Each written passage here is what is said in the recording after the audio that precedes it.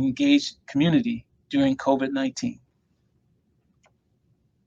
Learning objectives after this module, you should be able to educate community members about the importance of being vaccinated for COVID-19, educate community members with accurate and relevant information, prevent panic of community members with reassuring messages, address stigma and myths and misconceptions, confidentially answer general questions from community members you serve. Definition of community engagement. By the CDC, community engagement, the process of working collaboratively with and through groups of people affiliated by geographical proximity, special interests, or similar situations to address issues affecting the well-being of those people. So, principles of community engagement, the CDC, 2011, an engaging organization, individual change agents must be prepared to release control of actions or interventions to the community and be flexible enough to meet the changing needs of the community. Community collaborations require long-term commitment by the engaging organizations and its partners. When we look at community engagement, there are many parts, okay? First of all, having stakeholder meeting, exchanging information and ideas with members of the community and collaborative partners. And of course, performing community outreach, raising awareness about research, about COVID-19 and so forth. Having webinars and cross-site activities, in-person activities, and of course, town hall meetings as well with the community. Of course, advocacy and policy change. So getting feedback from your community partners is very important. Psychosocial support of patients and individuals within the community, training community partners to help with community engagement. Community engagement ambassadors from those that are embedded in the communities to help support community change. And of course, advocacy and policy change that will support communities over time. And of course, there must be sustainability factors built in to these policies. And again, all community partners are important. So, community conditions, knowing people and how they relate to one another, the place that they live, the power of having influence, and of course the interventions. Interventions can come in the form of policy, on-the-ground intervention, and on-the-ground interventions. Mechanisms of change, increasing participation in governance, enhancing social networks, and improving living conditions. Okay, then there are intermediate outcomes, improve community conditions, people, places, and power, and individual benefits that can lead to an increase in community well-being and individual well-beings. And of course, over time, that leads to a net savings within that community by the government and by other policymakers and public-private partnerships. The Center for Ethnicity and Health Community Engagement model here. And again, I think this is very important. So you have facilitators, supporters, you have research, and you have a trained workforce. Communities and agencies working together. First of all, raising awareness, reducing stigma and denial and fear, assessing the needs of that community and making them tell you what their needs are, increasing trust with the community. Very important in terms of community engagement, making them feel worthy of this intervention and that there are specific goals that they want to improve the community, articulating need, building capacity, that is getting boots on the ground in order to produce the folks that are required to deliver services to the community.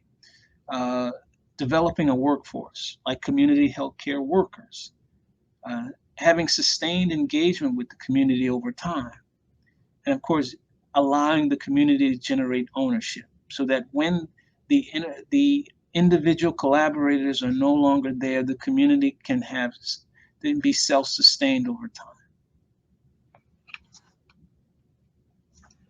Increasing level of engagement to inform, consult, involve, collaborate, and co-lead. There are many important components to this community engagement effort to provide the public with a balanced and objective information to assist them in understanding the problems that they have, to get feedback from community, to have projected goals and shared metrics and strategies, and then get involved to work directly with community members and community partners to solve issues and again, to partner with stakeholders that are at the level of decision makings and prioritize changes that have to take place. And finally, decision making in the hands of stakeholders that drive decisions and implementations of the work that's going to be done to make changes in that community. The community healthcare education model. Okay, so first of all, you have to identify what the problems are. And then what you do is develop focus groups and individual interviews, rapid appraisals, and workshops to talk about what are some of the solutions based on the problems that you have, who will participate, constructing an intervention plan and program, training those individuals that will deliver services, and of course, finally, the implementation, monitoring, and evaluation of those services to the community. So the 9 steps of the model of community engagement includes reflect and strategize, identify and engage stakeholders, define the community in terms of what its needs might be, collect and analyze data. And again, this is going to be through the focus groups, through interpersonal interviews, town hall meetings and so forth, and surveys and that kind of thing. And of course, prioritize community health issues. Okay, the idea is that there are some things that are more important for the community than others, and so being able to do the most important things to support that community first as opposed to last. Documents and communicate results. So dissemination of the results to the community in a capacity that they understand, in a language that they understand, by dissemination methods that they understand. That may be television, radio, Facebook, Instagram, flyers, newsletters, and so forth. And of course, plan and implementation strategies. And then, of course, implement those strategies and evaluate the progress of that intervention over time.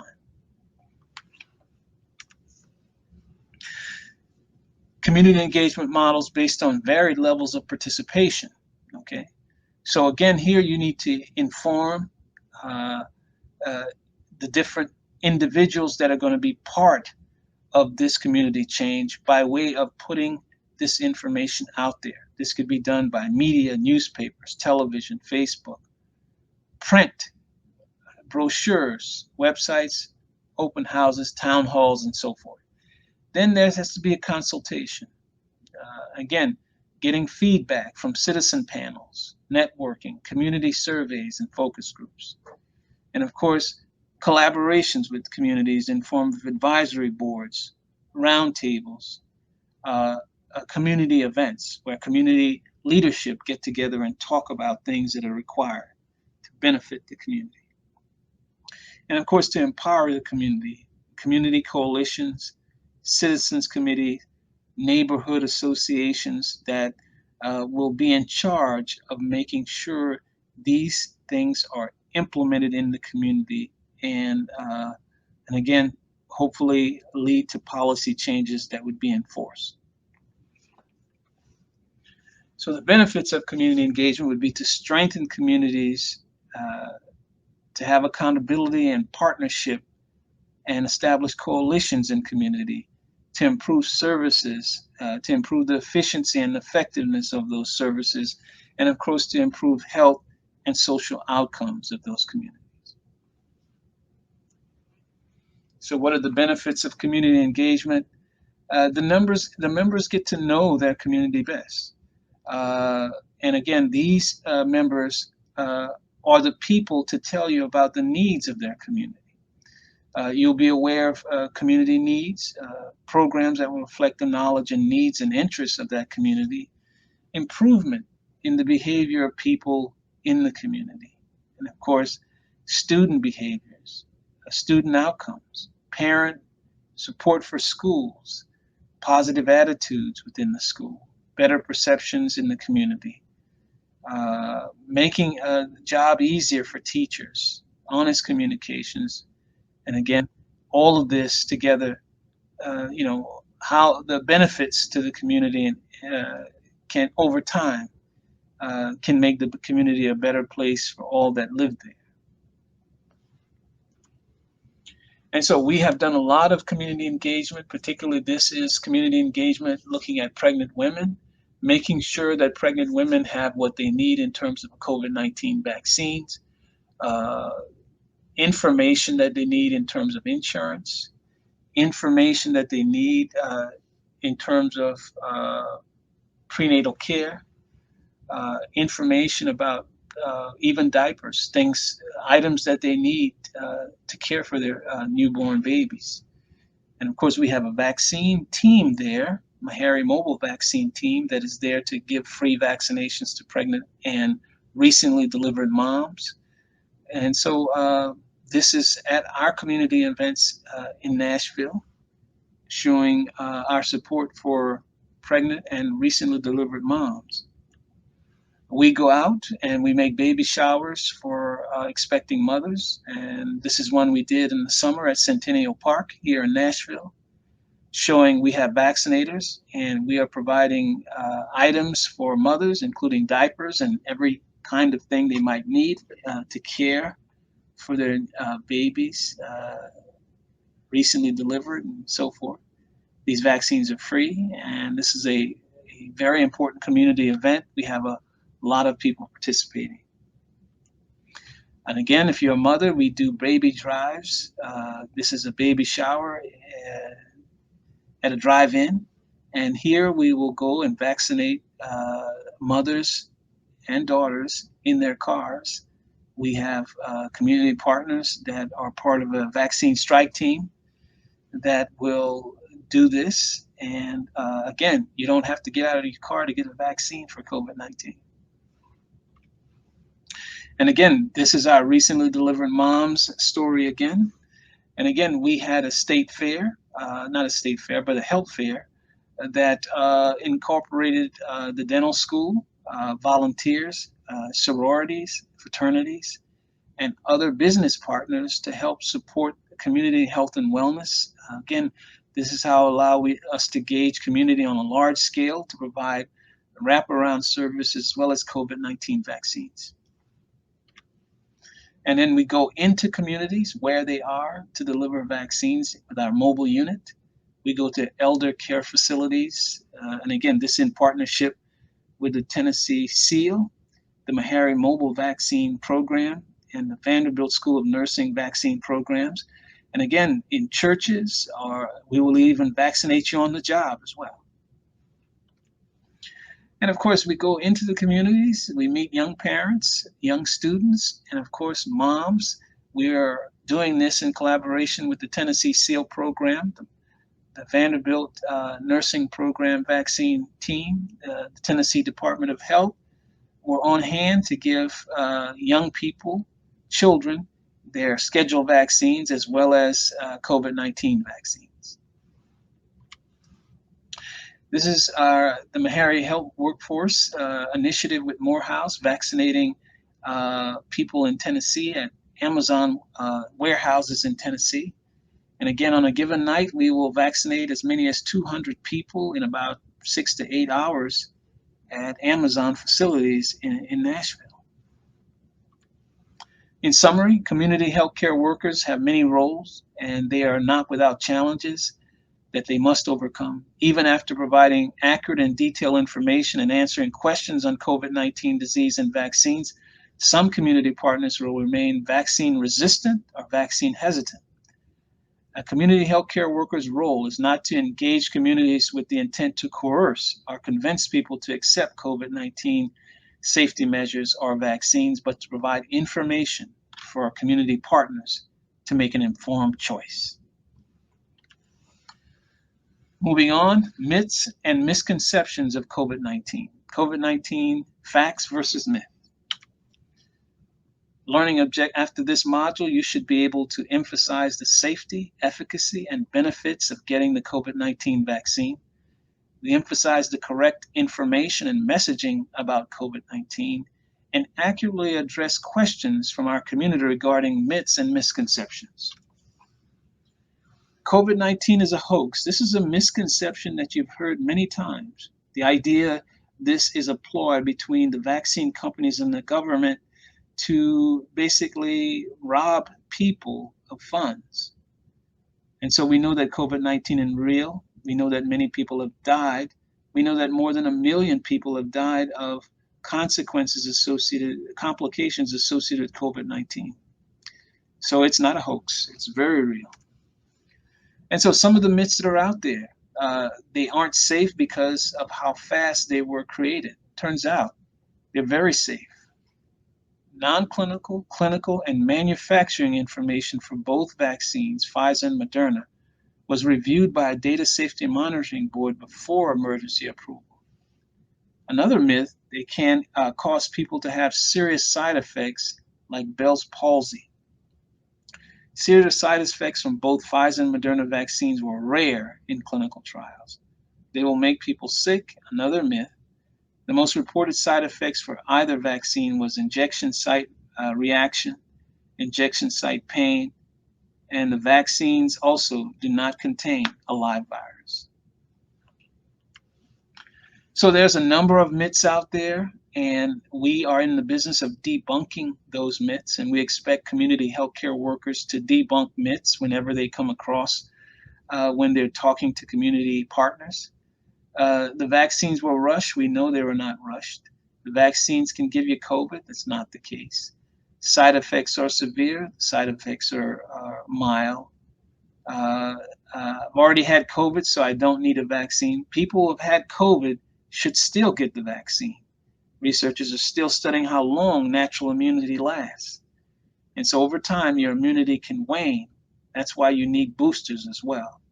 The COVID-19 vaccine is not necessary for children because they don't get sick. We know that about 1,700 children, according to the CDC, that are under 18 years old have died of COVID-19. So we know children get sick. We know children that get long COVID. We know children that get rebound and reinfections. We know children that die of COVID-19.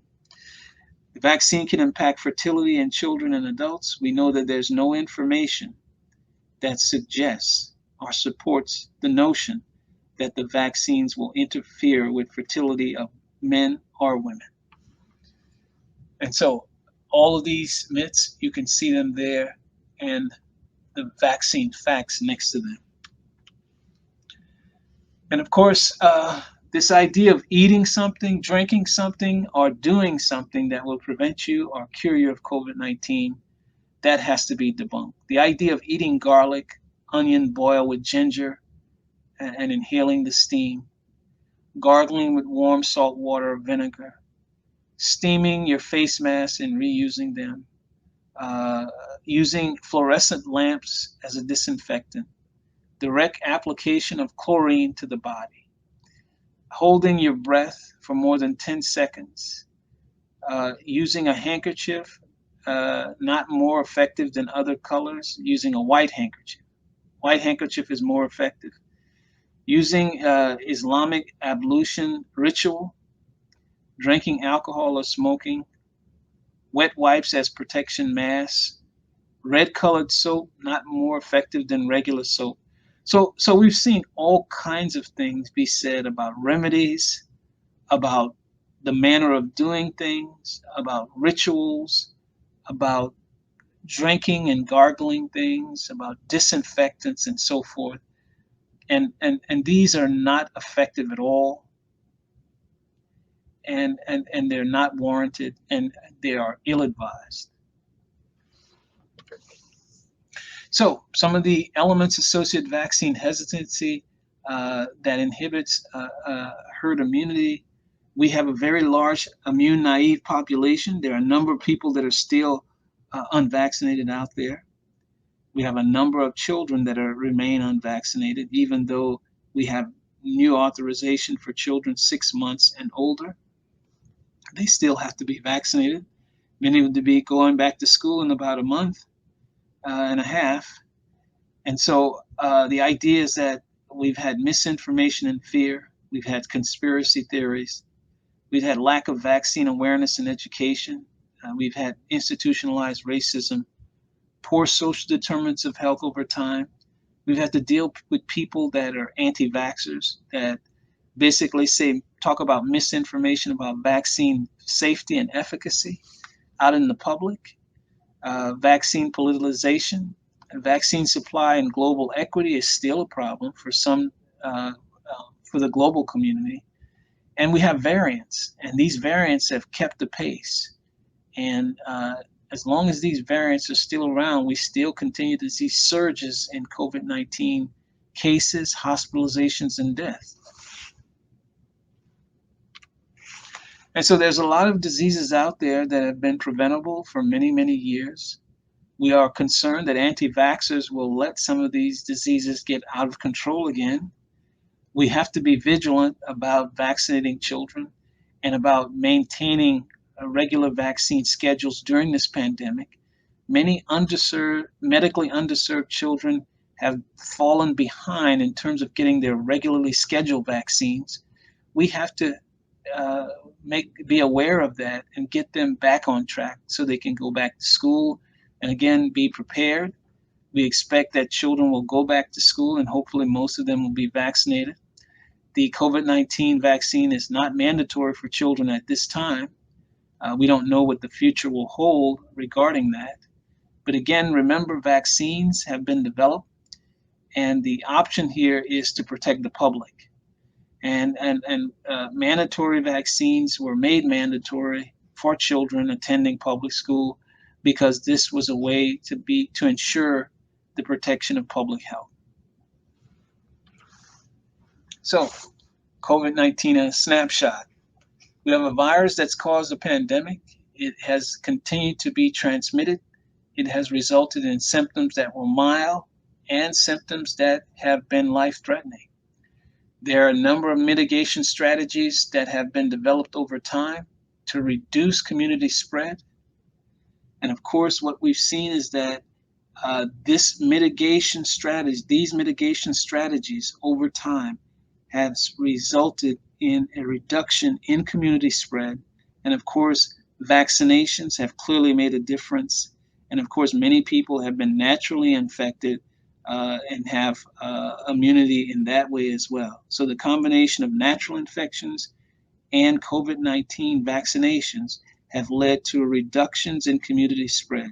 Nearly 70% of people are completely vaccinated. What we know is our older population that was particularly vulnerable in the early days of the pandemic are at the level of 90% plus vaccinated, and we see less death, disease, and hospitalization among these vulnerable elderly populations. But it is important that we continue to prioritize boosters for these populations because we know that immunity still wanes and that we will be challenged by the number of variants that are on the rise and are driving new surges in cases and hospitalizations like the B4 and the B5 variants of the Omicron lineage. People always ask me this question, what is in a vaccine? A vaccine is mostly water, that's the main ingredient. There are also preservatives to maintain the shelf life of the vaccine that is not harmful.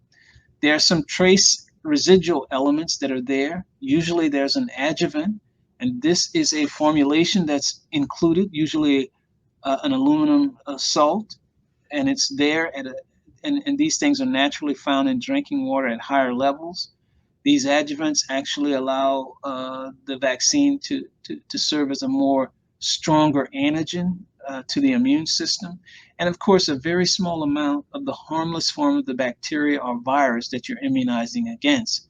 In certain cases, it's only a protein, when you think about the Pfizer and Moderna vaccine. And again, it's a protein that has been placed into as a nanoparticle that is delivered by way of injection. So when we look at our current vaccines for SARS-CoV-2, it's Pfizer, Moderna, and Johnson & Johnson.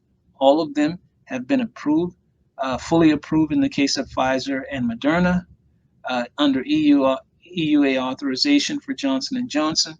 You can see the efficacies there. This is very high efficacy for vaccines, particularly for Pfizer and Moderna. And of course, the EU date of authorization, and of course, both Pfizer and Moderna are now fully approved vaccines by the FDA. So we have to talk about some of the side effects of the vaccines. The vaccines were never meant to be 100% effective or 100% safe as well. So there are side effects. Some people will develop anaphylaxis, which is a rare condition where they will have an allergic response to something in the vaccine. This is approximately 5 people per million vaccinated in the US. Some people have been also developed thrombosis and thrombocytopenia to the Johnson & Johnson vaccine, which is also rare. And we're talking about, as of December 16, 2021, more than 17.2 million doses of the Johnson & Johnson vaccine has been given, with only 57 confirmed reports of the TTS syndrome.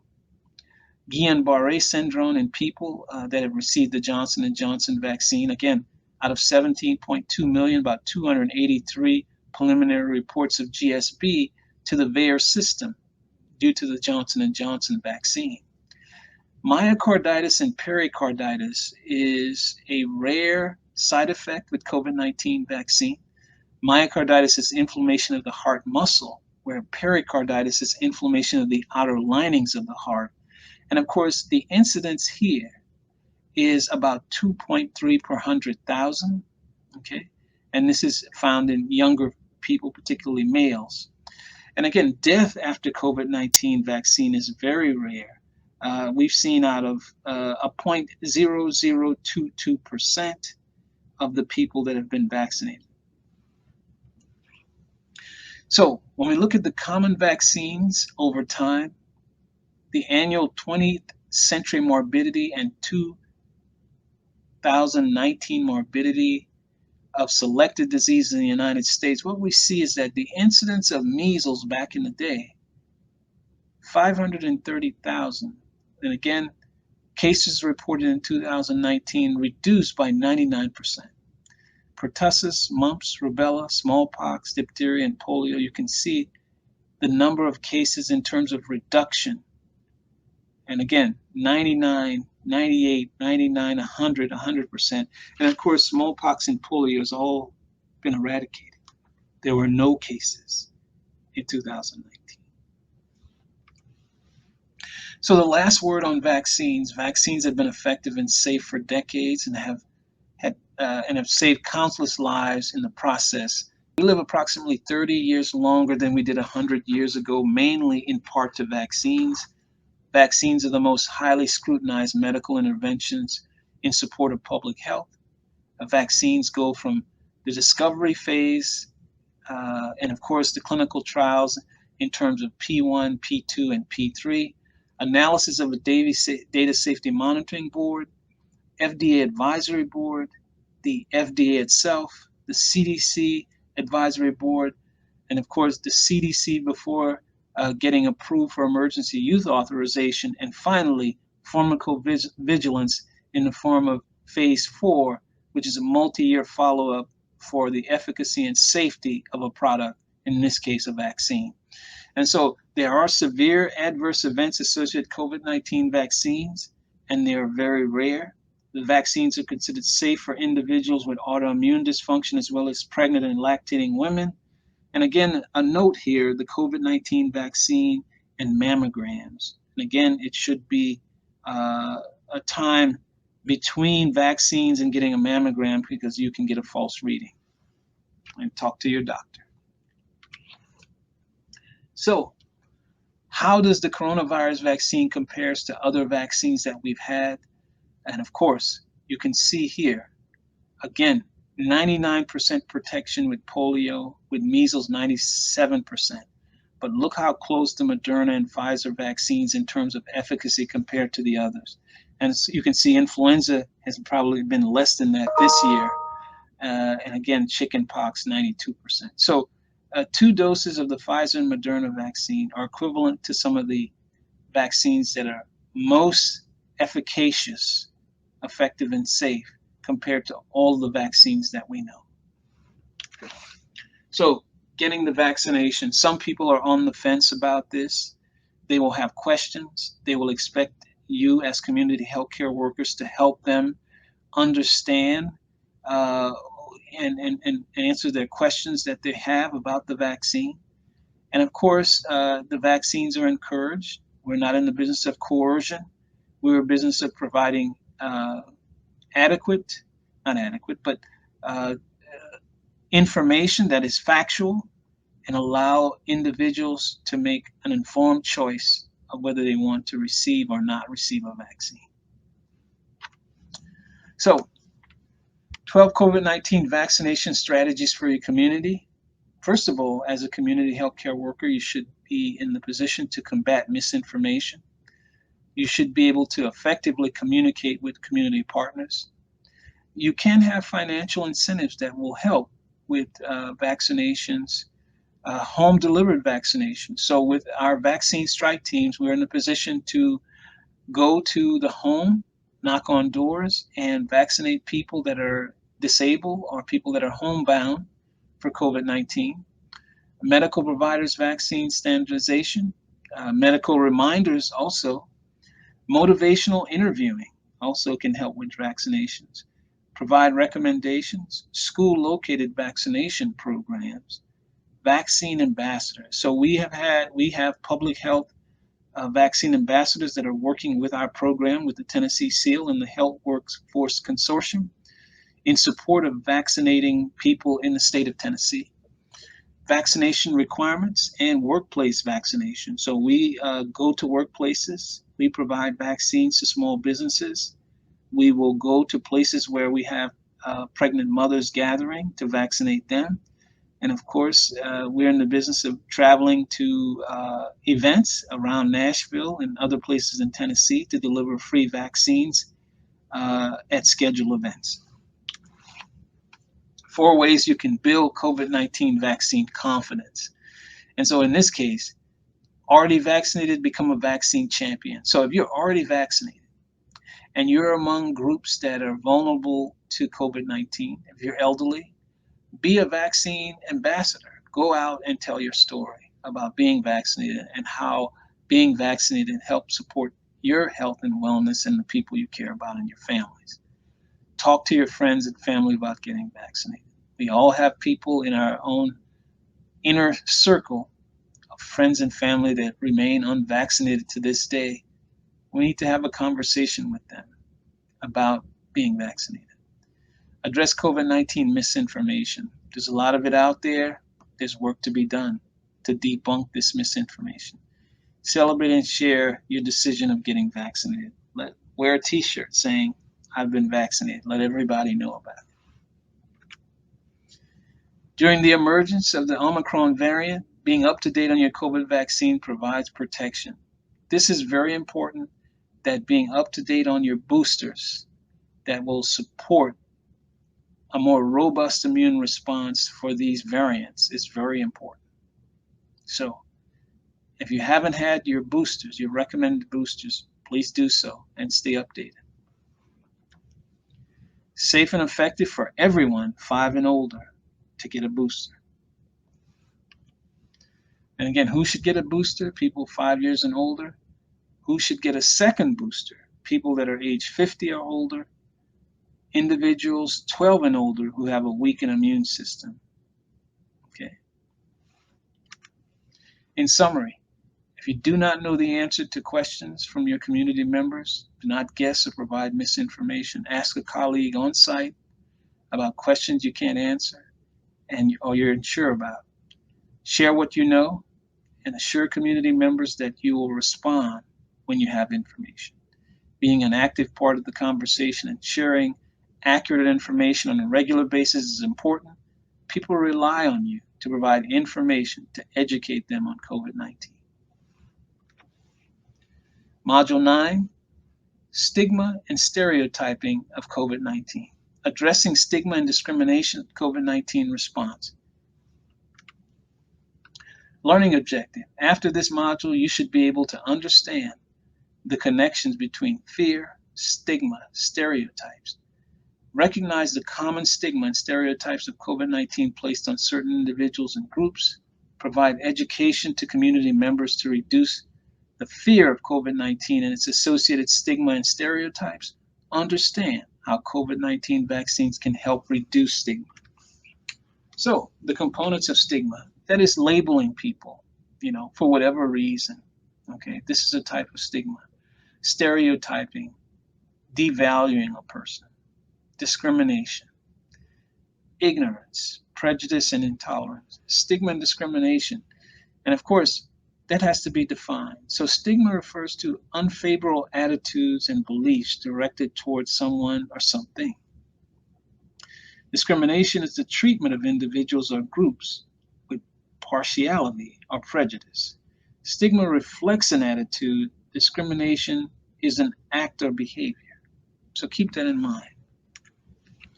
So, the labeling, stereotype, division versus us versus them, lose social status, discrimination, and so forth. These are the components of stigma. And the idea they come to you in many different forms. So, the types of stigma, perceived stigma is beliefs about how others view something as negative.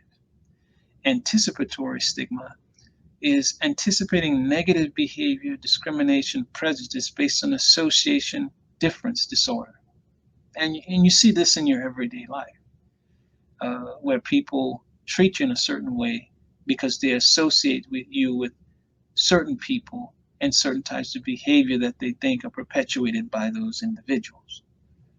Treatment stigma. Stigma associated with getting treatment for mental illness or treatment itself. Okay? Experience stigma, the actual experience of negative behavior based on association or difference. And you see this every day. And in the South, this is more likely to come in different areas of the country. Internalized stigma, holding negative views about oneself based on negative associations. And again, this kind of stigma can lead to depression and other types of mental disorders as well. Feelings of inadequacy. And so don't discriminate against people with COVID-19. Okay? They can be treated, they can get better. And again, it's the virus and not the person. Anyone can contract COVID-19, now the coronavirus, regardless of race, gender, age, and other personal qualities. So it's the virus and not the person. And viruses don't discriminate, and neither should you. COVID-19 is easily spread, and we know of many people that have gotten COVID-19. Some of them have not survived the infection. Evidence shows that stigma due to coronavirus leads to a reduction in people seeking medical care or testing, reductions in people adhering to interventions, including self-isolation. And that can lead to cases not being reported and people being exposed, which may be responsible for outbreaks and so forth. So chasing the virus, not the people, how to deal with stereotypes, okay? And so our fears stem from lack of knowledge on how new coronavirus can be transmitted. And the virus can be transmitted in very subtle ways: a handshake, a hug, a kiss, a sneeze, singing in a choir, talking around people near you, okay? Shouting, being at a closed place, being in a elevator where people with COVID has been talking or sneezing or coughing, touching a formite surface that's contaminated with droplets uh, from a person that had COVID. So stereotypes and rumors can fuel stigma, and discrimination against people affected by coronavirus can hinder efforts to control community spread. So there's a number of causes of stigma. It's usually misinformation, insecurity, fear of responsibility, administrative malfunction, lack of trust uh, on treatment.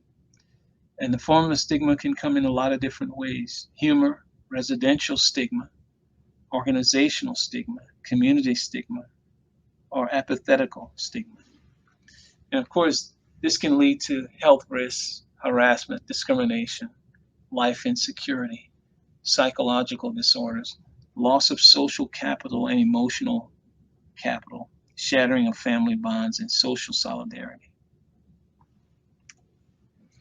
So, most stigma comes in the form of verbal harassment, shunning, physical assault. So, stigma can result in violence and workplace discrimination, and it can result in vandalism and so forth. So, there can be violent tendencies associated with stigma.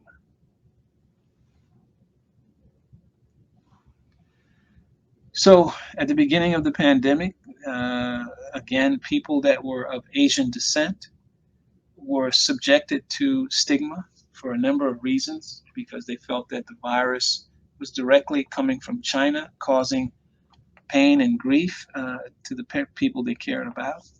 So 1 in 3 Asians in this study, 1 in 3 Asian health center respondents have felt more discrimination since the coronavirus pandemic for a lot of reasons.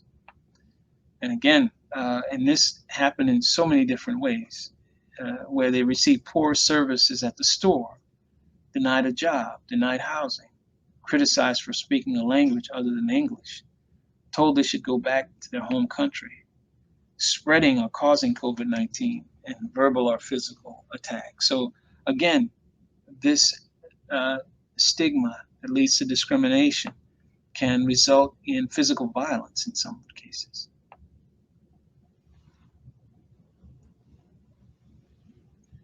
So why we're not calling solidarity not stigma, okay? Because when you minimize stigma, people who have symptoms will feel safe to come forward and seek testing for COVID-19.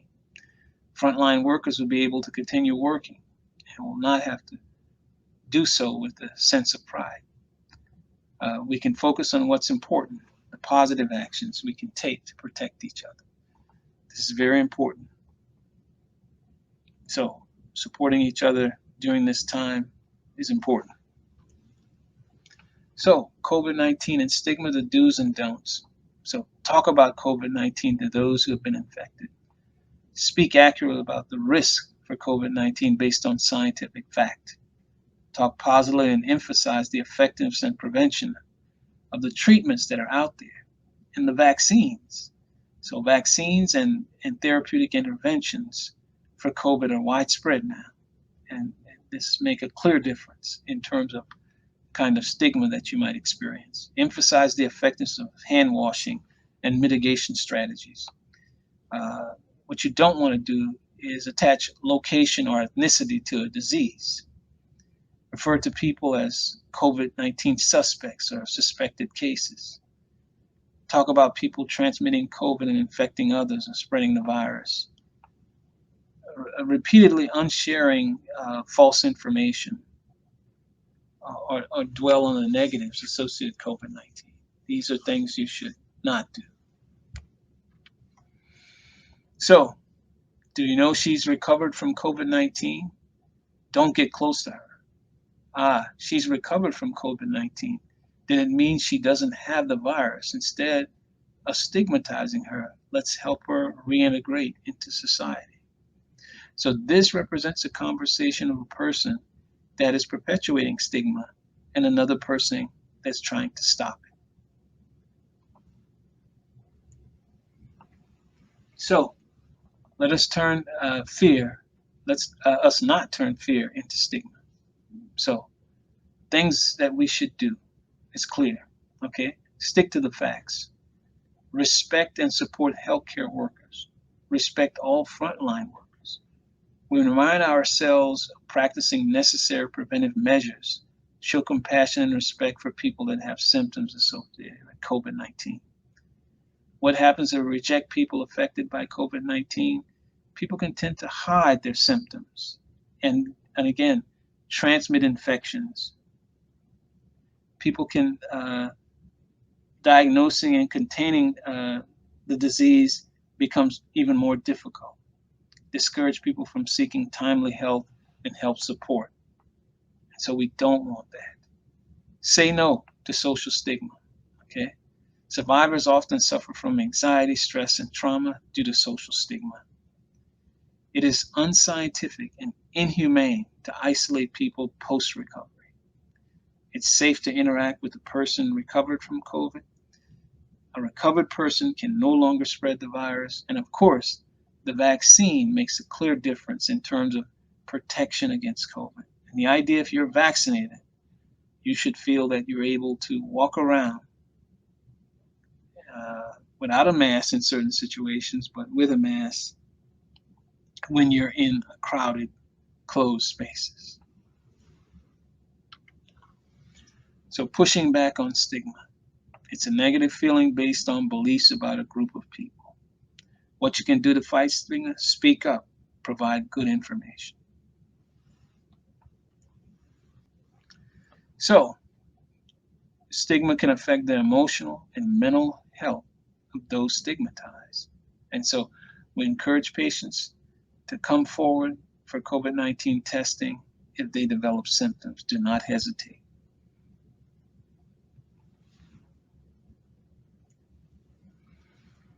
And so survivors, it's very important to support for survivors. And of course, if you get vaccinated, then this takes all of this off the table. So you had COVID, you successfully treated, you discharged from the hospital.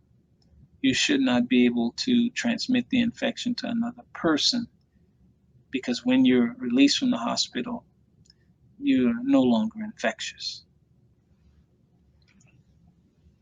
So show those around you the importance of being kind to frontline workers. At one time, frontline workers were stigmatized for what they did when many of them were dying on the front line of COVID contracted by patients in the early days. And again, we still have some frontline workers that remain unvaccinated, and this is a concern that we have. We have to do better. Show those around you the importance of being kind to those of all backgrounds. Okay? So I'm sorry for how some of our neighbors have treated you lately, but never forget that you're welcome and an important member of our community. So differences are important for all communities. Show those around you the importance of being kind to people who have recovered from COVID. Welcome back from the hospital. Glad to see you're feeling better. Reach out to those in isolation and quarantine. I'm just leaving a few things at your doorstep. Stay well. Again, this is supporting people in isolation. And again, most often these are your loved ones and so forth. Moments of joy and compassion to help us get through the hard times. Okay? We can socially distance, but we can still interact with people. And again, the vaccine and vaccinations have clearly allowed us to get back to a level of normalcy. But again, we know that this pandemic continues to change every day in real time. So long COVID is also a problem. And again, these are people that have had COVID-19, have recovered from COVID-19, but continue to have lingering symptoms associated with COVID-19. Many of people are starting to report this. It is being recognized by the medical community as a clear, legitimate syndrome that causes disabilities for people that experience post-COVID syndrome. And then there is a lot of work that's being done to find out what it is and ways to treat it. One of the things we do know is that the vaccine can allow some people to recover that have post-COVID syndrome or long COVID. Did you know that the CDC is committed to achieving health equity where everyone has the opportunity to be healthy as possible? So the idea of health equity is that all people, regardless of race, religion, or ethnic or socioeconomic status, will have unfettered access to high quality health care. Okay? And part of that is being able to get the COVID-19 vaccine. So, and again, that's using data-driven approaches, community engagement, culturally and linguistically responsible outreach, and stigma reduction. Summary: to reduce stigma, we must educate people about the COVID-19 virus, the disease, and COVID-19 vaccines. We must also act at local and national level to make people aware of resources that are available to treat or prevent COVID-19. Without this information, the fear of not knowing what is going to happen leads to stigmatization and stereotypes. Let us use correct information, proper labeling, and wording, and not blame others. We are all in this together from a global level to a local level. So, next module, data collection.